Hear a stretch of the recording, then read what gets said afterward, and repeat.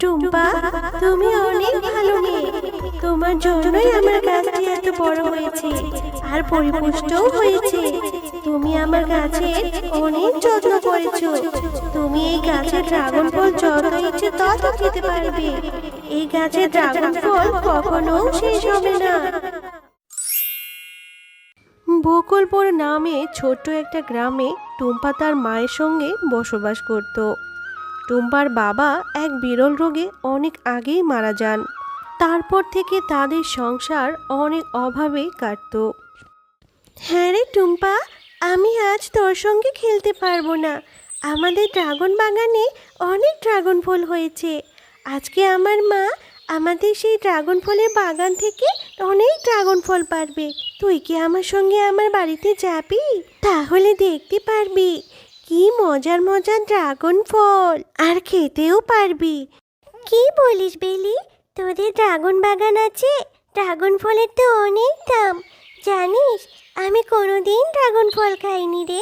আমার না ড্রাগন ফল খেতে খুব ইচ্ছে করছে রে, কিন্তু আমাদের এই অভাবের সংসারে আমার মাকে বলতে সাহসই হয় না। টুম্পা, তুই কোনো চিন্তা করিস না। তুই আমার সঙ্গে আয় আমাদের বাড়িতে। আমি মাকে বলে তোকে ড্রাগন ফল খাওয়াবো।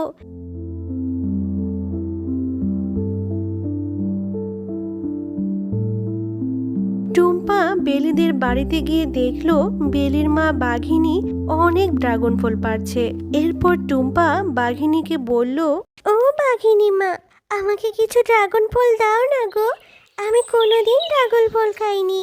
ওর থেকে যে ছোট লোকের বাচ্চাগুলো আসে, এই তুই কি জানিস এই ড্রাগন ফলের দাম কত? তোর মাকে বলতে পারিসনি ড্রাগন ফল কিনে খাওয়াতে? আমি তোকে কোনো ড্রাগন ফল দিতে পারবো না। তোর মাকে যেয়ে বল ড্রাগন ফল কিনে খাওয়াতে। আর তোর মাকেই বা কি বলবি? তোর মা তো অন্যের বাড়িতে কাজ করে, দুবেলা দুমুঠো খাবারই তো কিনে খেতে পারিস না, আবার এত দাম দিয়ে ড্রাগন ফল কিনে খাবি? ফকিন্নি ভিক্ষুক কোথাকার, তোদেরকে দেখলেই আমার গা জ্বলে। কোথা থেকে যে আসে এসব আবর্জনা, যা এখান থেকে, আমার চোখের সামনে থেকে দূর হ বলছি। মা, আমি তো টুম্পাকে নিয়ে এসেছি ড্রাগন ফল খাওয়ানোর জন্য। ও কোনোদিন ড্রাগন ফল খায়নি। মা, ওকে একটা ড্রাগন ফল দাও না। একটা ড্রাগন ফল দিলে কি হবে মা? কি রে বেলি, তোর তো সাহস কম হয়নি। এই ছোট লোক ভিক্ষুরানির সাথে চলতে চলতে ওর মতোই হয়ে গিয়েছিস। তোকে না বলেছি ওদের সাথে না মিশতে? আর এই ছোট লোকের বাচ্চা, যদি ড্রাগন ফল খেতে চাস তাহলে মার কাছ থেকে টাকা নিয়ে আয়। তোকে যদি ফের আমি আমার ড্রাগন বাগানে দেখেছি, এমন মার মারবো না, পা ভেঙে দেবো একেবারে। মা জানো, বেলিদের ড্রাগন বাগানে না অনেক ড্রাগন ফল হয়েছে। আর বেলেও আমাকে নিয়ে যায় ড্রাগন ফল খাওয়ানোর জন্য। আমি যখন বেলের মার কাছে একটা ড্রাগন ফল চাই, বেলের মা তো আমাকে ড্রাগন ফল দিলই না, আরো অনেক কথা শুনিয়ে দিল মা। আমি নাকি ছোট লোক, আমাদের সাথে নাকি মিশতে দেবে না আর বেলিকে। আরো কি বলেছে মা জানো? আমি নাকি আবার কোনোদিন ওদের বাগানে গেলে আমার পা ভেঙে দেবে। তুই কেন গিয়েছিলি মা অন্যের বাড়িতে ড্রাগন ফল চাইতে? আমি অন্যের বাড়িতে কাজ করে দুটো টাকাই ইনকাম করি। থাক মা, তুই কষ্ট পাস না। আমি তোকে কিছু টাকা জমিয়ে ড্রাগন ফল কিনে খাওয়াবো। ঠিক আছে মা, আমি আর কোনোদিন ড্রাগন ফল খেতে চাইবো না, আর বেলেদের বাগানের সামনেও যাব না। কিন্তু তুমি দেখে নিও, আমাদেরও অনেক বড় একটা ড্রাগনের গাছ হবে, আর সেই ড্রাগন গাছে অনেক ফল থাকবে।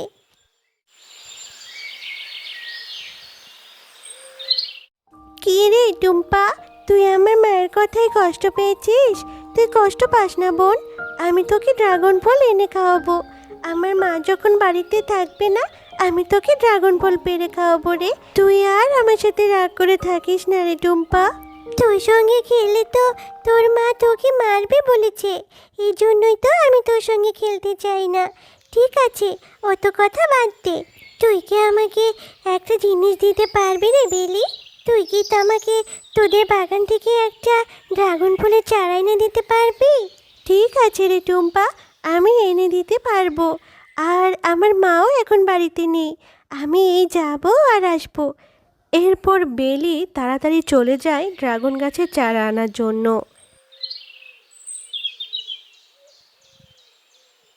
এই নে টুম্পা, ড্রাগন গাছের চারা, এইটা তুই তোর বাড়িতে নিয়ে রোপণ করে দিস। এরপর টুম্পা ড্রাগন ফলের চারাটি নিয়ে বাড়ি চলে যায়। তো বন্ধুরা, আজকের গল্পটি তোমাদের কাছে কেমন লেগেছে? যদি গল্পটি ভালো লেগে থাকে তাহলে লাইক, কমেন্ট আর সাবস্ক্রাইব করে আমাদের সাথেই থেকো। আর হ্যাঁ, এমন সুন্দর সুন্দর গল্প দেখতে চাইলে পাশে থাকা বেল আইকন বেলটি অন করতে ভুলো না কিন্তু।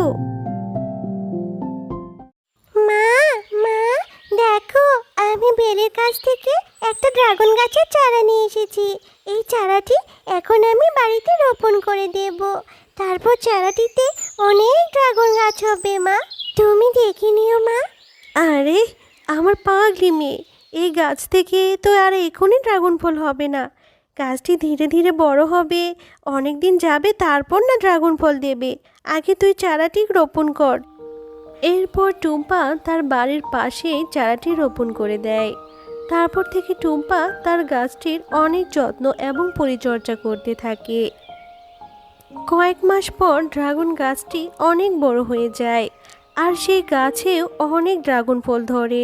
মা, ও মা, দেখে যাও কি হয়েছে। আমার সেই ড্রাগন গাছটি কত বড় হয়ে গিয়েছে।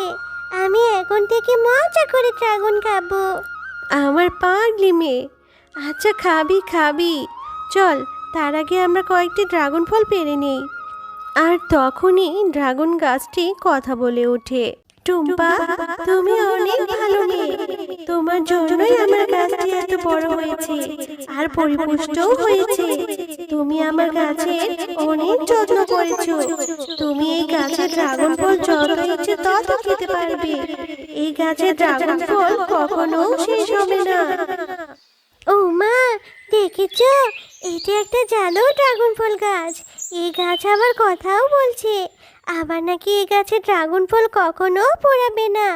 আরে, এটা আমি কি দেখছি? গাছও দেখা যায় কথা বলছে। যা হয়েছে ভালোই হয়েছে। তাহলে তো এই গাছে ড্রাগন ফল আমরা পেরে খেতেও পারবো, আবার বিক্রিও করতে পারবো। গাছের সাথে কথা বলে টুম্পার মা সেই গাছ থেকে কিছু ড্রাগন ফল পেরে নিয়ে বাজারে বিক্রি করতে যায়। আর তার ড্রাগন ফল এত সুন্দর আর তরতাজার কারণে ক্রেতারা সব তার দোকানেই ভিড় জমাতে থাকে। আর বাঘিনী দূর থেকে দাঁড়িয়ে মনে মনে বলে, আরে এই শেফালি ছোট লোকের বাচ্চাটা এত সুন্দর ড্রাগন ফল কোথায় পেল? আর আমার তো এই বিষয়টি ভালো করে দেখতে হয়। আজ রাতেই আমাকে ওর বাড়িতে যেতে হবে। আমাকে দেখতেই হবে কই থেকে ড্রাগন ফল শেফা শিয়ালিনী পেল।